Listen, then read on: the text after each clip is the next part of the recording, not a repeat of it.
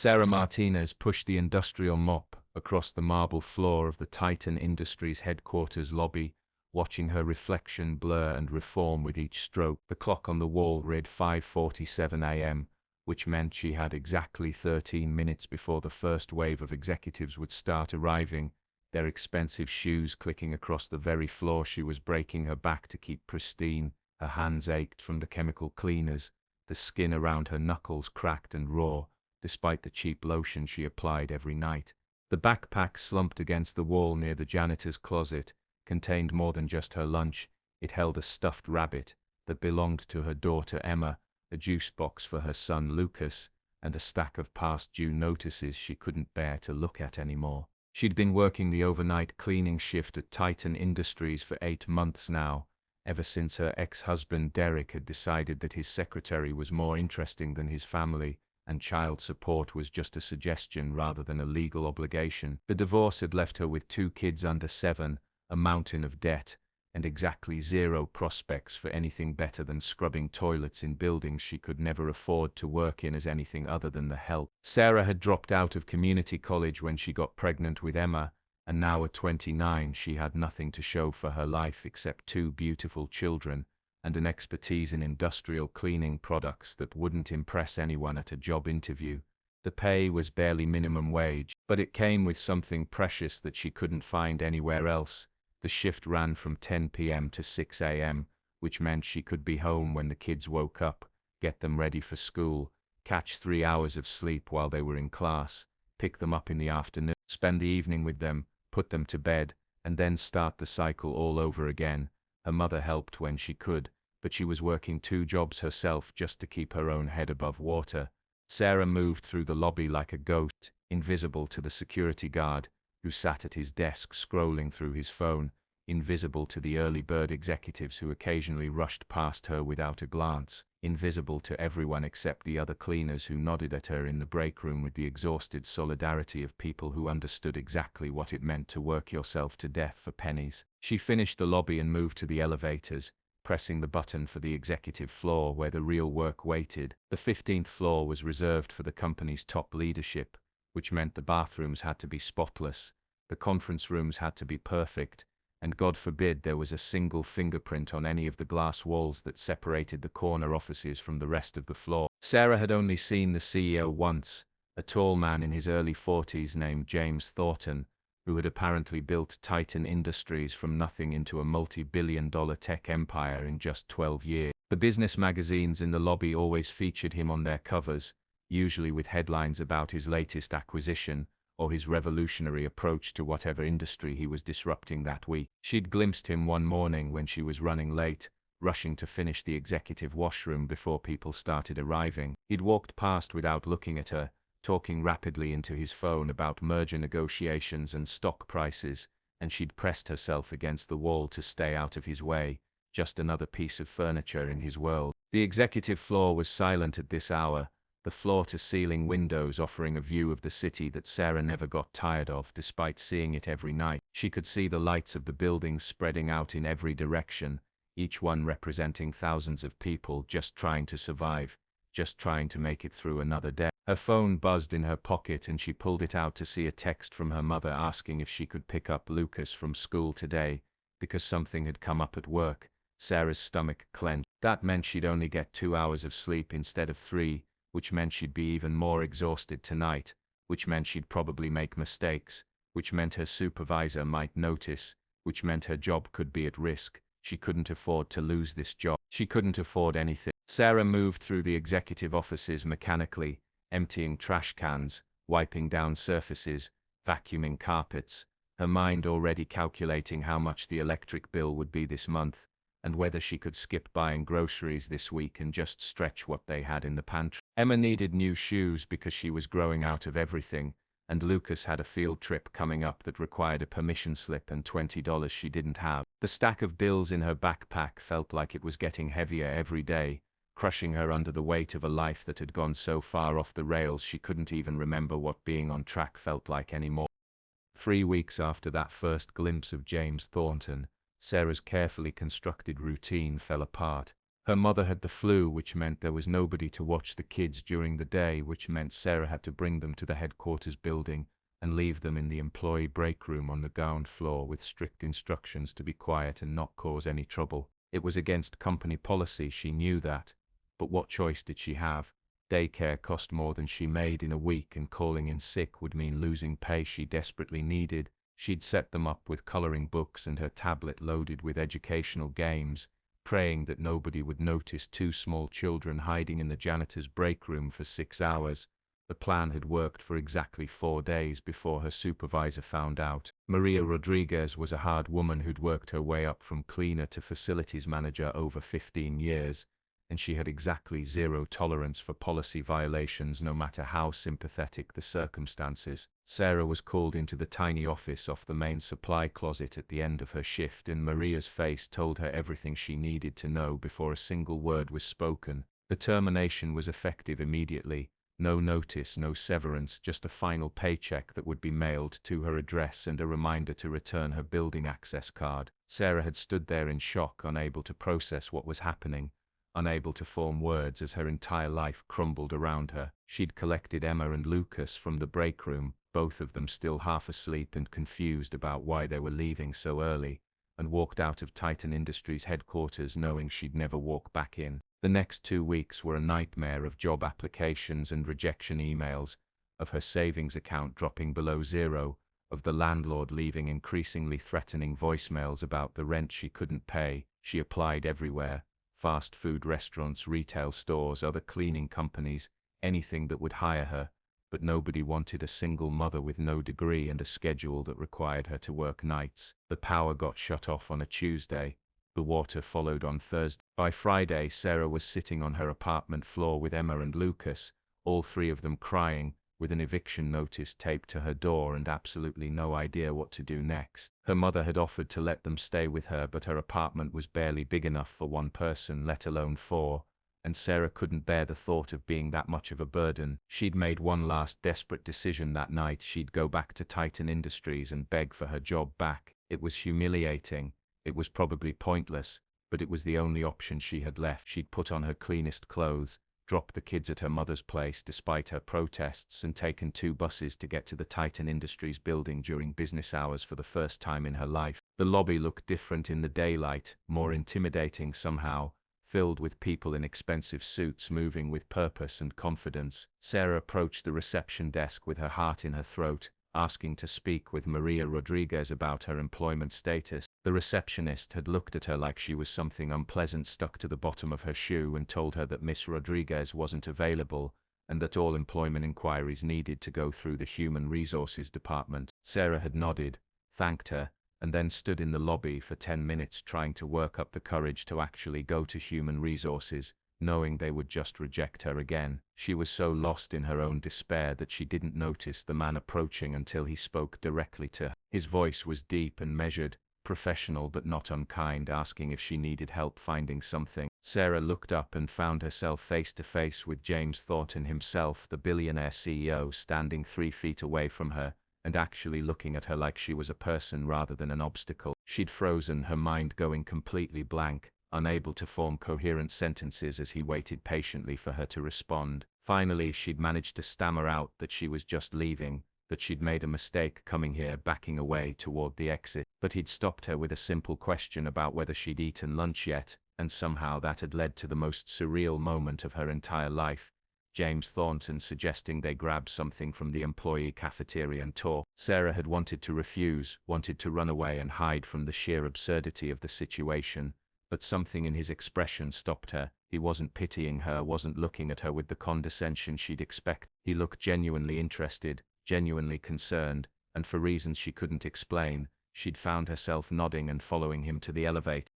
The employee cafeteria was on the 3rd floor, sprawling space with floor-to-ceiling windows that offered the same city views Sarah had admired from the executive floor during her cleaning shifts. James Thornton had walked through the line like he did this every day, though Sarah noticed the cafeteria workers stumbling over themselves to serve him, their hands shaking slightly as they loaded his tray with the daily special. Sarah had grabbed the cheapest thing she could find, a pre-made sandwich and a cup of water, even though her stomach was growling loud enough that she was afraid he'd hear it. She hadn't eaten since yesterday morning, saving what little food she had for the kids. They'd found a table near the windows, and Sarah had been acutely aware of every eye in the cafeteria turning toward them, watching the bizarre spectacle of the CEO sitting down with a woman who was clearly not an employee, clearly not someone who belonged in this building at all. James had set down his tray, looked at her nearly empty one, and made the comment that would replay in her mind for years afterward, "Only if you eat too." She'd stared at him, confused, and he'd slid his own tray across the table toward her, keeping only a cup of coffee for himself. When she'd tried to protest, he'd waved her off and said something about already having eaten a big breakfast, which was obviously a lie, but the food was right there, and she was so hungry that her pride crumbled in the face of basic survival need. She'd eaten half the sandwich from her tray and then, under his gentle insistence, had started on the food he'd given her. It was better than anything she'd tasted in months, real food made with actual ingredients, not the processed cheap stuff she bought in bulk. While she ate, he'd asked her questions, simple ones at first, about her name and what had brought her to the building. Sarah had been suspicious at first, wondering what angle he was working, what he wanted from her, because in her experience, people like him didn't do things like this without expecting something in return. But as the conversation continued, she'd found herself telling him everything, the words spilling out like water from a broken dam. She told him about losing her job, about the eviction notice, about Emma and Lucas and how scared they were because Mommy couldn't stop crying. She told him about Derek and the child support that never came, about dropping out of school, about the medical bills from when Lucas had pneumonia last year. She told him about working herself to exhaustion and still falling further behind every month, about the crushing weight of knowing that no matter how hard she tried, it would never be enough. James Thornton had listened to all of it without interrupting, his expression serious and focused, and when she'd finally run out of words, he'd asked her a question that caught her completely off guard. He'd asked her what she actually wanted to do with her life, not what she had to do to survive, but what she would choose if circumstances were different. Sarah had laughed at that, a bitter sound that didn't contain any humor, because the question was so absurd it didn't deserve a real answer. But he'd waited, patient and calm, until she'd actually thought about it. She'd always been good with numbers, she admitted. Before she got pregnant, she'd been studying accounting at community college, had loved the way everything balanced and made sense when you did it right. She'd fantasized sometimes about finishing her degree, about working in a real office, doing real work instead of cleaning up after other people. It was a stupid dream, she'd told him, impossible and pointless to even think about. James had nodded slowly, taking a sip of his coffee, and then he'd said something that made her heart stop. He'd told her that Titan Industries had a program for employees who wanted to continue their education, that the company would pay for college courses as long as the employee maintained a certain GPA. He'd told her that they also had on-site daycare for employees' children, subsidized so it only cost a fraction of what normal daycare charged. And then he'd told her that as of Monday morning, if she was interested, she could start in the accounts payable department as a data entry clerk, entry level, but with room for advancement. Sarah had stared at him, her mind refusing to process what she was hearing because it couldn't be real. Things like this didn't happen to people like her. She'd asked him why he was doing this, what he wanted from her. His answer had been simple and devastating in its sincerity. He'd said that he'd built his company on the principle that talent was everywhere but opportunity wasn't, and that he refused to let good people fall through the cracks just because the system was designed to keep them down. He'd told her that he'd grown up poor, that he knew exactly what it felt like to be hungry and scared and one missed paycheck away from homelessness. He'd told her that he'd gotten lucky, that someone had given him a chance when he didn't deserve it, and that he'd spent the last 12 years trying to pay that forward. Sarah had started crying then, ugly tears that she couldn't control, and James had quietly pushed a napkin across the table and waited for her to compose herself. Monday morning came faster than Sarah thought possible, and she stood outside the Titan Industries building at 7:45 a.m., wearing clothes she'd borrowed from her mother, and a terror so profound she could barely breathe. The human resources director, a kind woman named Patricia Chen, had met her in the lobby on Friday afternoon after her conversation with James, had processed her paperwork with surprising efficiency, and had explained the benefits package that seemed too good to be true, health insurance that would start immediately, covering not just Sarah but Emma and Lucas too. The educational assistance program that would reimburse her for tuition if she enrolled in classes within 6 months. The on-site daycare that operated from 7 a.m. to 7 p.m. with trained staff and actual curriculum for the kids. Patricia had handed her an employee handbook, a building access card, and an advance on her first paycheck so she could pay her electric bill before they came home to a dark apartment. Sarah had signed papers in a daze, still half convinced this was some kind of elaborate prank, still waiting for someone to laugh and tell her they were joking. But Friday had turned into Saturday, and Saturday into Sunday, and now it was Monday morning and she was actually here, actually doing this. Emma and Lucas were already in the daycare center on the 2nd floor, initially scared but quickly distracted by the toys and the other children and the teachers who'd greeted them with genuine warmth. Sarah had stood in the doorway watching them for 10 minutes, making sure they were really okay, before forcing herself to leave and take the elevator to the 5th floor where the accounting department lived. The accounts payable section was a large open office with rows of cubicles, each one equipped with a computer and phone, and the kind of ergonomic chair that Sarah had never experienced before. Her supervisor was a man in his 50s named Robert Palmer, who'd greeted her with a firm handshake and a welcome that seemed sincere rather than obligatory. He'd shown her to her cubicle, introduced her to her immediate neighbors, and spent the first hour explaining the systems she'd be using and the work she'd be responsible for. The job itself was straightforward but demanding. She'd be entering invoice data into the company's accounting software, matching purchase orders with receiving reports, flagging discrepancies for review. It required attention to detail and accuracy, and Robert had been clear that mistakes could be costly, but he'd also been patient in his explanations, answering her questions without making her feel stupid for asking. Sarah had thrown herself into the work with an intensity that surprised her, determined to prove that she deserved this chance, that James Thornton hadn't made a mistake by helping her. The other people in the department were friendly but curious, clearly wondering who she was and why she'd been hired so suddenly when the position hadn't been posted.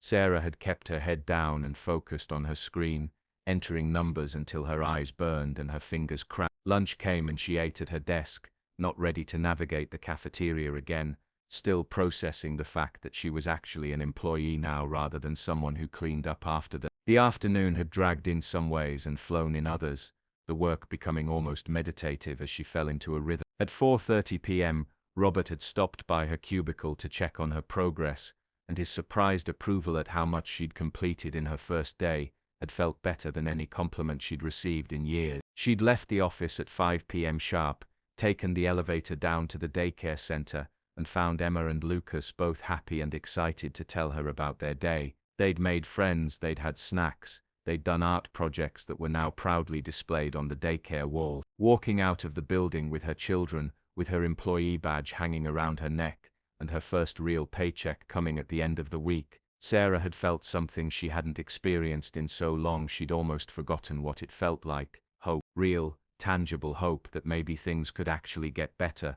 that maybe this nightmare was finally ending. She'd taken the bus home, made dinner from actual groceries she'd bought with the advance Patricia had given her, and put the kids to bed in their own room, rather than all squeezed together on the mattress in her. That night, lying in bed staring at the ceiling, Sarah had let herself think about the future for the first time in years. She'd thought about enrolling in night classes at the community college, about finishing her accounting degree. She'd thought about moving into a better apartment where the heater worked and the neighbors didn't scream at each other every night. She'd thought about buying Emma the new shoes she needed and taking Lucas to the zoo like he'd been begging for months. She'd thought about the look on James Thornton's face when he'd offered her this chance, the genuine belief that she deserved better, and she'd made a promise to herself that she wouldn't waste. 6 months passed in a blur of work and classes and stolen moments with her children. Sarah had enrolled in 2 evening courses at the community college, financial accounting and business statistics, driving there straight from work 3 nights a week and studying during lunch breaks and after the kids went to bed. It was exhausting in a completely different way than cleaning floors had been. This was mental exhaustion, the kind that left her brain aching but somehow satisfied. She was learning things that mattered, building skills that could actually take her somewhere. At Titan Industries, She'd been promoted after 3 months to a senior data entry position with a modest raise, and Robert had started giving her more complex reconciliations to work on, trust that she'd proven herself capable of handling them. The other people in the department had stopped treating her like a curiosity and started treating her like a colleague, inviting her to coffee breaks and including her in the gossip about office politics. Emma and Lucas had thrived in the daycare program, both of them showing improvement in their schoolwork and making friends with the other children of Titan employees. Emma had started taking a music class offered through the center, and Lucas had discovered a love for science experiments that the teachers encouraged with age-appropriate projects. Sarah's apartment was still small and worn, but the lights stayed on and the rent was always paid on time. She'd even managed to save a little money, not much but enough that she had an emergency fund for the first time in her adult life. She saw James Thornton occasionally in the building, usually in elevators or passing in hallways, and he always nodded at her with a small smile that seemed to say he remembered her without making a big deal of it. They'd never had another conversation like that first one in the cafeteria, and Sarah was grateful for that because she wouldn't have known what to say. Thank you seemed inadequate for what he'd done, for the way he'd fundamentally altered the trajectory of her entire existence. Her midterm grades came back in October with an A in financial accounting and a B+ in statistics, and Sarah had stared at the grade report for 20 minutes, unable to believe she'd actually done this, actually succeeded at something academic when everyone, including herself, had written her off as incapable. She'd made copies of the grades and submitted them to Patricia Chen for the tuition reimbursement program, and 2 weeks later she'd received a check that covered her textbooks and most of her course fees. The money wasn't the point though, the point was that someone believed she was worth investing in, that her education and growth mattered. Robert had called her into his office in early November, and Sarah's first instinct had been fear because office summons never meant anything good in her experience. But Robert had smiled and told her that there was an opening for a junior accountant position in the department, a real professional role rather than data entry, and he wanted to recommend her for it. The position required at least 2 years of college coursework in accounting, which Sarah didn't have yet, but Robert had argued that her work performance and her current enrollment showed she was serious about the field. He'd gone to bat for her with the department head, making the case that she deserved a chance to prove herself. Sarah had gotten the position in December, right before Christmas, with a salary that was nearly double what she'd been making, and responsibilities that both terrified and excited her. She'd be working on actual financial statements, processing journal entries, assisting with month-end close procedures, all the things she'd been learning about in her classes but never thought she'd actually do. The promotion came with a small office rather than a cubicle, and Sarah had sat in the chair behind her desk on her first day in the new role and cried, overwhelmed by how far she'd come in less than a year. She'd taken Emma and Lucas out for pizza that night to celebrate, letting them order whatever they wanted without checking the prices first, and she'd told them that sometimes good things happened if you worked hard enough and got a little bit lucky. Emma had asked if they could afford a real Christmas tree instead of the fake one they usually used, and Sarah had said yes, they could, and watching her daughter's face light up had been worth every sleepless night and every moment of doubt. The holidays had been good, better than any Sarah could remember since before the divorce. She'd bought the kids real presents, not just cheap toys from the dollar store but things they actually wanted. She'd sent money to her mother to help with bills. She'd even bought herself a professional wardrobe, suits and blouses that made her look like she belonged in the office rather than like an imposter who might be discovered and thrown out at any moment. James Thornton had sent an email to the entire company on Christmas Eve, his annual message about the year's successes and his gratitude for everyone's hard work. There'd been a paragraph near the end about the company's commitment to employee development and creating opportunities for advancement from within, and Sarah had wondered if he was thinking about her when he wrote it, if her story was part of what drove his philosophy. She'd never know for sure, but it didn't really matter, because the result was the same regardless of his personal motivation. The crisis hit Titan Industries in March when a major client dispute threatened to derail a $15 million contract that represented a significant portion of the quarter's projected revenue. The issue was buried deep in the accounts payable records, a discrepancy between what the client claimed they'd been billed and what Titan's systems showed. The client was threatening legal action, claiming they'd been overcharged by nearly $200,000 over the past 18 months. The accounting department went into overdrive trying to untangle the mess, pulling records, and cross-referencing invoices and payment records. Sarah had been assigned to assist with the investigation, working under the department head, Karen Wu, who was brilliant but notoriously demanding. The pressure was intense because if the client was right, it would mean Titan had been overcharging them systematically, which would be a massive problem. If Titan was right, they needed ironclad proof, or risk losing the entire contract. Sarah had spent 3 days going through every invoice, every purchase order, every payment record, building spreadsheets that tracked the money flow in excruciating detail. She'd barely slept, surviving on coffee and adrenaline, leaving the kids at daycare until the last possible minute, and working through the weekends while her mother watched them. On the third night at 2 a.m., she'd found it, a subtle error in how certain services had been coded in the billing system. The client had been charged correctly according to the contract,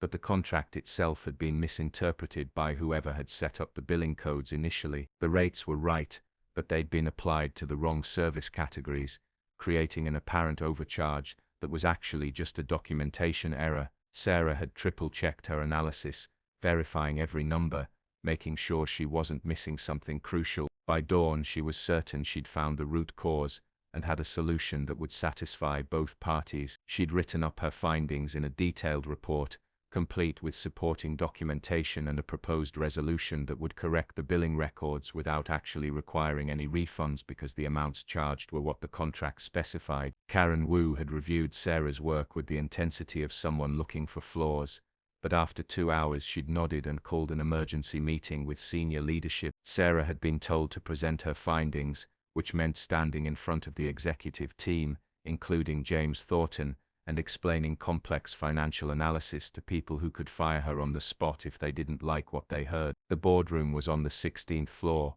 all glass walls and leather chairs and a conference table that probably cost more than Sarah's entire apartment building. She'd walked in with her report printed and bound, her hands shaking slightly as she connected her laptop to the presentation system. The executives had filed in looking grim and impatient, ready to tear apart whoever was responsible for this mess. James Thornton had been the last to enter, taking his seat at the head of the table, and his eyes had met Sarah's for just a moment with an expression she couldn't quite read. Sarah had started her presentation, her voice steady despite her nerves, walking them through the billing discrepancy step by step. She'd explained the contract terms, showed how the billing codes had been set up, demonstrated where the interpretation error had occurred. She'd used color-coded spreadsheets to make the complex data accessible, highlighted the key invoices that proved her point, and walked them through her proposed solution. The executives had asked hard questions, challenging her assumptions, making her defend her analysis. Sarah had answered each one, standing her ground when she knew she was right, admitting uncertainty when she wasn't completely sure. She'd felt like she was back in school defending a thesis,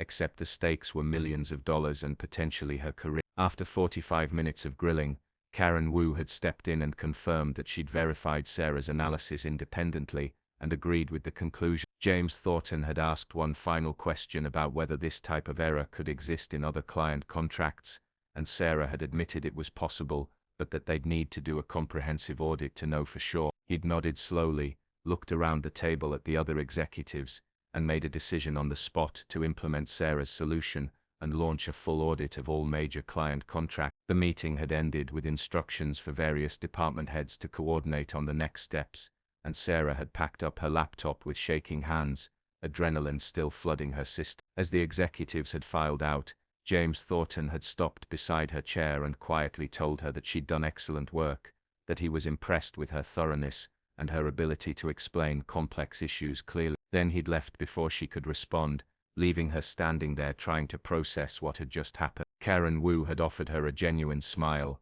which was apparently rare enough that the other accountants made a big deal of it later, and told her that she'd handled herself professionally under pressure. The client had accepted Titan's proposed solution, the contract was saved, and Sarah's analysis became the basis for a company-wide review of billing procedure. The whole experience had been terrifying and exhilarating in equal measure, and Sarah had realized something important about herself in the process. She was good at this, not just competent, not just adequate, but actually skilled at financial analysis and problem solving. It wasn't luck, it wasn't charity, it was real ability that she'd developed through hard work and education. 2 months after the billing crisis, Sarah was working late on the quarter-end close when James Thornton appeared at her office door, startling her so badly she nearly spilled coffee on her keyboard. It was past 8 p.m., the accounting floor was nearly empty, and she hadn't expected to see anyone, much less the CEO. He'd asked if he could come in, and she'd nodded mutely, her mind racing through possible reasons for this unprecedented visit. James had sat in the chair, across from her desk, looking tired in a way she'd never seen before, his usual polished confidence replaced by something more human. He'd told her that he wanted to talk to her about something personal, if she had a few minutes, and Sarah had set aside her work and waited for whatever was coming. What came next was a story she'd never expected to hear. James Thornton told her about his childhood in rural Tennessee, about a mother who worked 3 jobs, and a father who drank away whatever money she managed to bring home. He told her about being hungry, really hungry, the kind of hunger that made you steal food from school cafeteria trash cans when you thought nobody was looking. He told her about a teacher named Miss Patterson, who'd noticed he was smart, but failing because he couldn't concentrate through the hunger and exhaustion.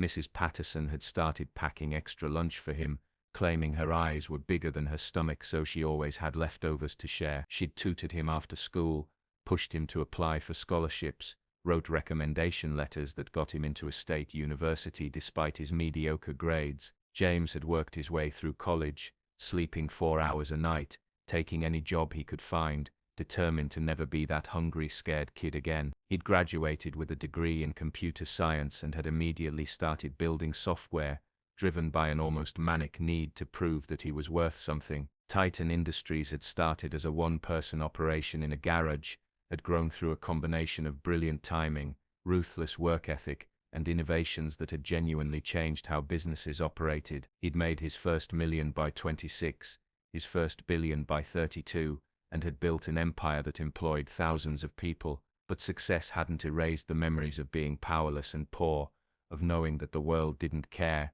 if you lived or died as long as you stayed invisible. He'd created the employee development programs and the subsidized daycare, and the educational assistance, specifically because he remembered what it felt like to need those things desperately, and have nowhere to turn. He told Sarah that seeing her in the lobby that day, lost and terrified and clearly at the end of her rope, had taken him right back to being 17 and standing in a university financial aid office, trying not to cry while they explained he didn't qualify for enough assistance to actually afford tuition. He'd helped her because someone had helped him, but also because he'd built his entire company on the belief that human potential was wasted every single day by systems that punished poverty and rewarded privilege. Sarah had listened to all of this in stunned silence, seeing James Thornton as a real person for the first time rather than an untouchable figure. She'd asked him why he was telling her this now, and his answer had been characteristically direct. He'd said that he'd been watching her progress over the past year, reading the reports from Robert and Karen about her work performance, seeing her grades from the college courses she was taking. He'd told her that the board of directors had approved a new initiative to create a fast-track management program for high-potential employees, and he wanted her to be one of the first participants. The program would provide intensive training in leadership and strategy, mentorship from senior executives, and accelerated promotion opportunities for people who demonstrated capability. It was designed to identify future leaders and give them the tools to succeed, and James believed Sarah had exactly the kind of drive and intelligence the program was meant to cultivate. Sarah had protested that she didn't have the background or credentials for management, that she'd barely finished her associate's degree, and was still working on her bachelor's. James had waved off her objections and told her that credentials mattered less than character, that he'd seen her handle pressure, and solve problems and maintain integrity when it would have been easier to cut corners. He'd told her that she reminded him of himself at that age, hungry in a different way now, but with the same fundamental determination to build something better. The conversation had lasted 2 hours, ranging from business philosophy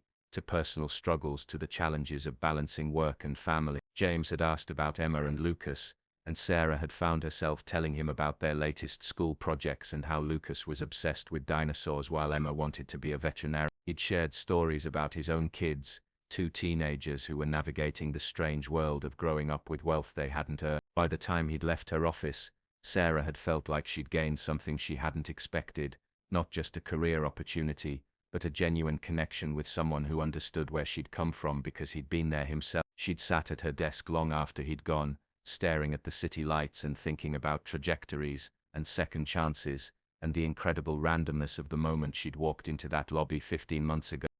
The call came during a budget review meeting in April, Sarah's phone vibrating insistently in her pocket until she'd excused herself to check it. The daycare director's voice had been calm but urgent, telling her that Lucas had collapsed during afternoon activities and they'd called an ambulance. He was at Seattle Children's Hospital, stable but being evaluated, and Sarah needed to come immediately. The 20-minute drive had taken an eternity, traffic crawling while Sarah's mind spiraled through every worst-case scenario. Emma was still at the daycare, confused and scared about why her brother had left in an ambulance, and Sarah's mother was already on her way to pick her up. Lucas was 7 years old, healthy as far as Sarah knew, and the idea that something could be seriously wrong with him was incomprehensible. She'd arrived at the hospital and been directed to the pediatric emergency department, where a nurse had taken her to a small exam room where Lucas lay on a bed, looking tiny and scared. He'd tried to smile when he saw her, putting on a brave face, but Sarah had seen the fear in his eyes. The doctor had come in shortly after, a young woman with kind eyes, who'd explained that Lucas had experienced what appeared to be a seizure, his first one, and they needed to run tests to determine the cause. The possibilities ranged from benign to terrifying, and they wouldn't know anything definitive until they'd done an MRI and blood work and a series of other procedures that would take hours. Sarah had held Lucas's hand while they drew blood, had stayed with him during the MRI, had tried to project calm confidence while internally screaming.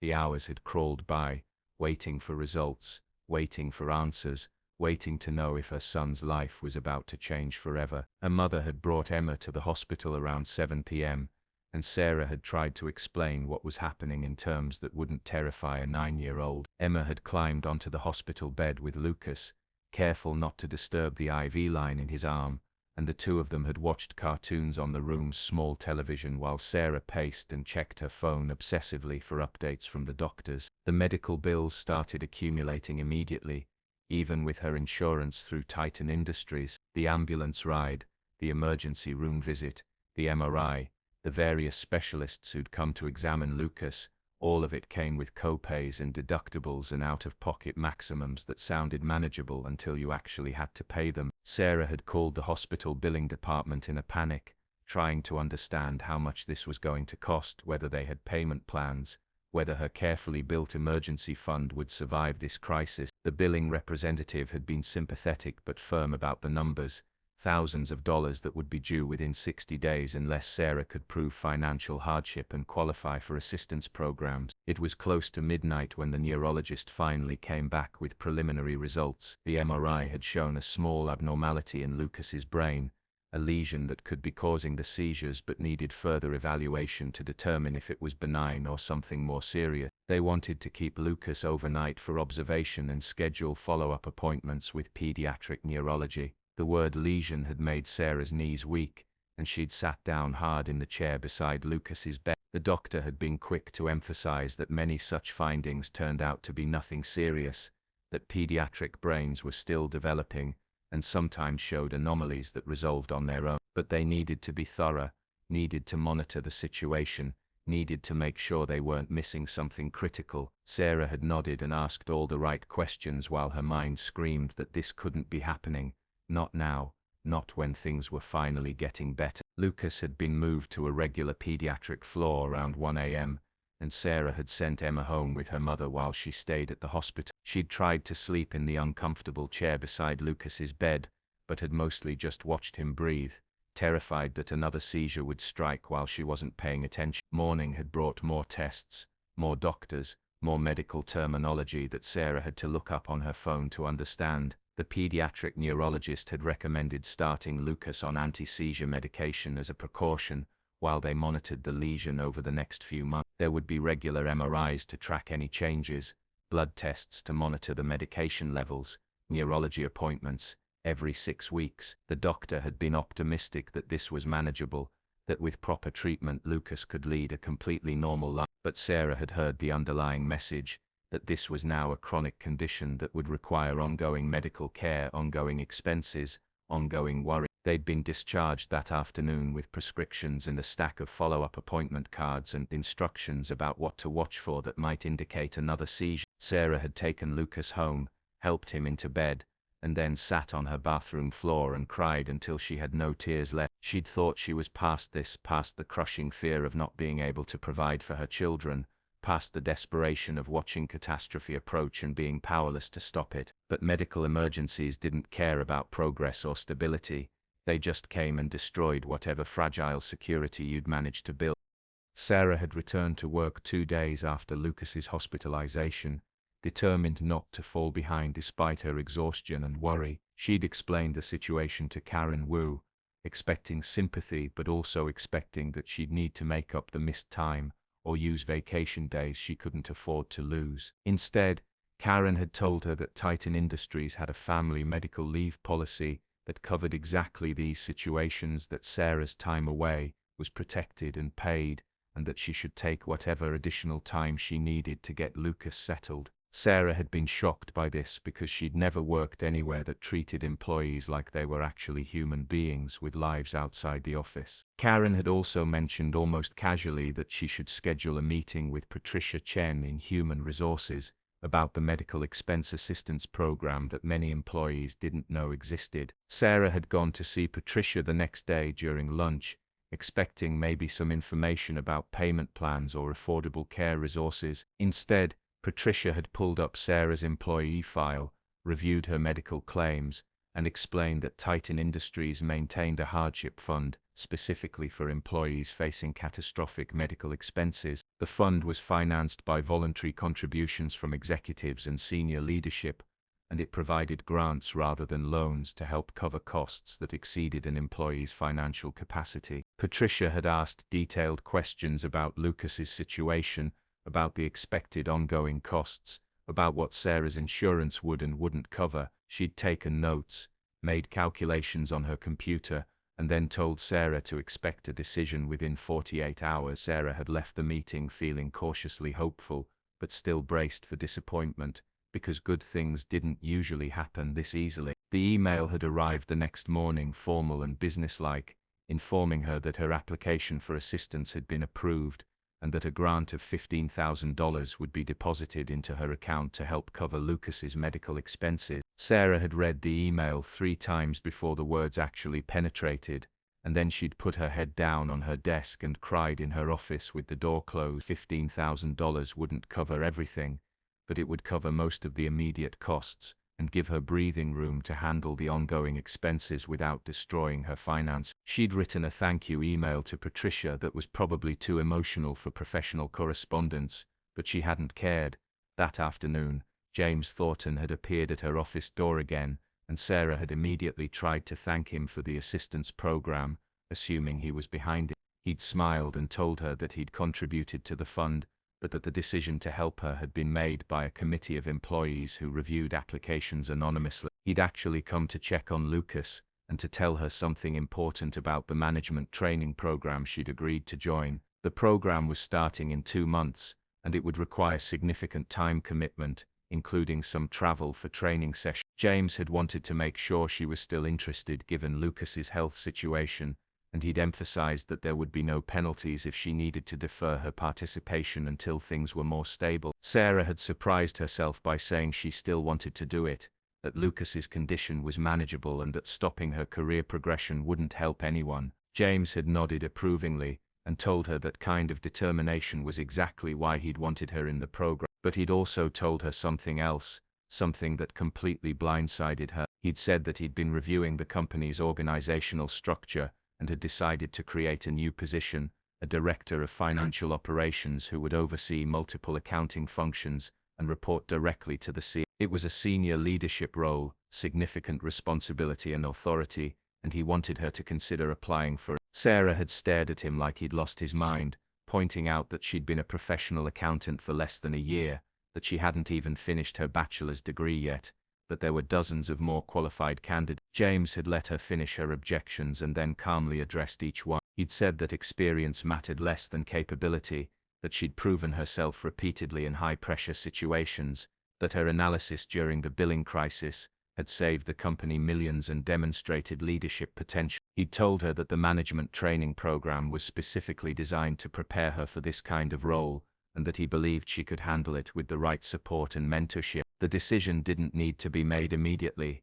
he'd said. She should think about it seriously and talk to her family, but he wanted her to know that he saw her as future leadership material, not just a success story, but someone who could help shape the company's direction. Sarah had asked him why he had so much faith in her when she barely had faith in herself, and his answer had been simple and devastating. He'd told her that people who'd had to fight for everything understood the value of opportunity in a way that people who'd always had it never could, and that kind of perspective was exactly what leadership needed. After he'd left, Sarah had sat in her office for a long time, trying to process everything that had happened in the past week. Her son had a chronic health condition that would require ongoing management. Her employer had given her $15,000 to help with medical expenses. The CEO of a billion-dollar company had just suggested she apply for a senior leadership position. None of it made sense according to the rules she'd lived by for her entire life, rules that said people like her didn't get chances like this. But maybe those rules were wrong, or maybe she'd finally found a place where different rules apply. 3 years later, Sarah Martinez stood in the lobby of Titan Industries headquarters, wearing a tailored suit and the kind of confidence that came from knowing exactly who she was and what she was capable of. She was 33 years old, the director of financial operations, and she'd just finished presenting the quarterly financial results to the board of directors with the same calm competence she'd once thought was reserved for people born into success. Lucas was 10 now, his seizures controlled by medication and monitoring, his brain lesions stable and unlikely to ever cause problems according to his neurologist. Emma was 12 and talking about becoming a software engineer, inspired by the Women in Tech program that Titan Industries sponsored at her school. Sarah had finished her bachelor's degree in accounting 18 months ago, graduating summa cum laude while working full-time and raising 2 kids. She'd been promoted twice, each time earning the position through demonstrated capability rather than charity or connections. Her team respected her, her colleagues valued her input, and James Thornton had told her last week that she was on the short list for CFO when the current one retired in 2 years. Sarah had moved into a real house 6 months ago, nothing fancy but clean and safe, with a yard where the kids could play. She'd bought a reliable car to replace the bus passes she'd depended on for years. She had savings, actual savings, and a retirement account and the kind of financial security that once seemed like fantasy. But success hadn't made her forget where she'd come from, and she'd volunteered to help with Titan's employee mentorship program specifically because she wanted to pay forward what had been given to her. This morning, she'd been contacted by Patricia Chen about a new employee who was struggling, a single father named Marcus, who'd been hired into the custodial staff, and was trying to support 3 kids on minimal wage while dealing with a crisis. His situation was eerily similar to what Sarah's had been, and Patricia thought Sarah might be able to offer perspective and guidance. Sarah had found Marcus in the lobby during his break, a man in his late 20s with exhausted eyes and the defensive posture of someone expecting rejection. She'd introduced herself, asked if they could talk for a few minutes, and watched him struggle between suspicion and desperate hope. They'd sat in the cafeteria, the same cafeteria where James Thornton had once insisted she eat, and Sarah had asked Marcus about his situation. He'd told her about losing his job, about his kid's mother walking out, about the mounting bills and the feeling that no matter how hard he worked it would never be enough. Sarah had listened without interrupting, recognizing every word because she'd lived every word, and when he'd finished she'd told him about the employee development programs, and the educational assistance and the childcare subsidies. She'd told him about her own journey from cleaning floors to executive leadership, not to brag but to show him that change was possible. She'd given him Patricia's direct contact information and told him to mention Sarah's name when he called. She'd offered to mentor him through the process of applying for internal positions and going back to school if he was interested. Marcus had looked at her with tears in his eyes and asked why she was helping him, what she wanted from him, because in his experience people like her didn't help people like him without expecting something in return. Sarah had smiled and told him the same thing James Thornton had once told her, that talent was everywhere but opportunity wasn't, and that she refused to let good people fall through the cracks. She'd told him about standing in this very lobby 4 years ago, lost and terrified and convinced her life was over. She'd told him about the billionaire CEO who'd taken time out of his day to sit with her and offer her a chance at something better. She'd told him that the only thing she wanted in return was for him to work hard, take advantage of the opportunities offered, and someday help someone else the way she was helping him now. They'd talked for an hour, Sarah sharing practical advice about navigating the company's resources, offering to review his resume when he was ready to apply for different positions, connecting him with the employee assistance program that could help with immediate financial crisis. When Marcus had left to return to work, he'd shaken her hand with genuine gratitude, and Sarah had seen in his face the same fragile hope she'd felt 4 years ago. Walking back to her office, Sarah had passed James Thornton in the hallway, and they'd both smiled with the understanding of people who shared a particular kind of history. He'd built a company that gave people like her a chance, and she was helping build a culture that would continue that mission long after both of them were gone. That evening, Sarah had picked up Emma and Lucas from the after-school program, listened to them talk about their days during the drive home, and made dinner in her kitchen that had actual counter space and appliances that worked. After the kids were in bed, she'd sat on her back porch with a glass of wine, looking at the stars and thinking about trajectories and gratitude and the incredible power of one person deciding to help another. She'd thought about the version of herself who'd stood in that lobby 4 years ago, broken and desperate, unable to imagine a future beyond the next crisis. She'd thought about all the moments that had led from there to here, the hard work and the lucky breaks and the people who'd believed in her when she didn't believe in herself. Most of all, she'd thought about Marcus and the dozens of other employees she'd mentored over the past 2 years, each one carrying their own burden of struggle and hope. This was what success actually meant, not the title or the salary or the house, though those things were nice. Real success was having the power to change someone's life the way hers had been changed, to break the cycle of poverty and desperation and pass on the kind of opportunity that should be a right rather than a gift. Sarah had started as someone who needed help, had become someone who could accept help with grace, and had evolved into someone who could provide help with wisdom. The journey wasn't over, it would never really be over, but she was exactly where she needed to be. The next morning, she'd arrive at Titan Industries headquarters and walk through that same lobby where her life had changed, and she'd do her work with excellence and integrity, and she'd watch for the next person who needed someone to see them and believe in them, because that's what James Thornton had done for her, and that's what she would do for as many people as possible for as long as she had the power to make it happen. The story that had begun with a desperate question and an unexpected answer had become a story about the ripple effects of kind, about systems that lifted people up instead of keeping them down, about the responsibility that came with success to ensure others could access the same opportunity. Sarah Martinez had asked if she could sit at a table, and James Thornton had said only if she ate too, and from that simple exchange had come a transformation that extended far beyond one woman and her children. It had become a philosophy, a culture, a commitment to the idea that everyone deserved a chance to prove what they were capable of when given the right support. And as Sarah drifted off to sleep that night, she knew that the best parts of her story were still being written, not in her own achievements but in the lives of all the people she would help along the way.